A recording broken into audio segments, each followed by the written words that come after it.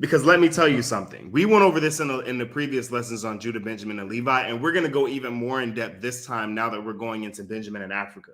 And that's not the interesting part of this is because we're going into Africa as a whole, we're going to be forced to touch on some of the other tribes, Benjamin and Levi. Understand, the second largest tribe in Africa is the Fulani. The Fulani are Berber. That means that they're Hamites. They are assimilated into sub-Saharan African society, which means that when you go into an African city, you have no idea who's actually a Berber and who's actually a sub-Saharan African Israelite. So that means that the black people, a black person that could be sitting next to you that looks just like you isn't an Israelite. So I repeat, color does not matter. You can be as dark as you want to be. You can be as light as you want to be.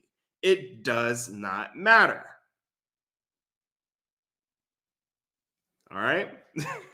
Just because someone's darker skin does not make it easier for them to know who and what they are.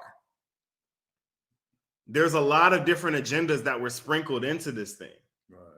That just like you could be from North Africa and still be an Israelite. Why? Because there were slave trades through North Africa.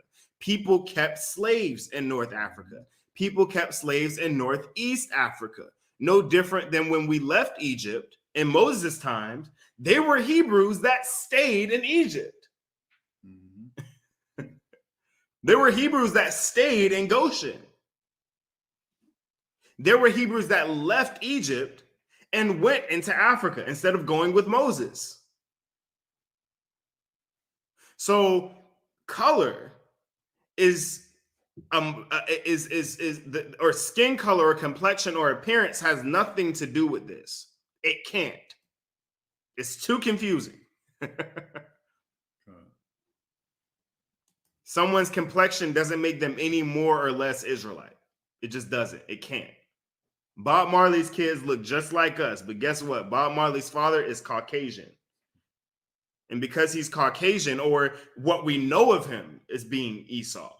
Mm-hmm. Because what we know of him is being Esau, that means that Bob Marley is Esau.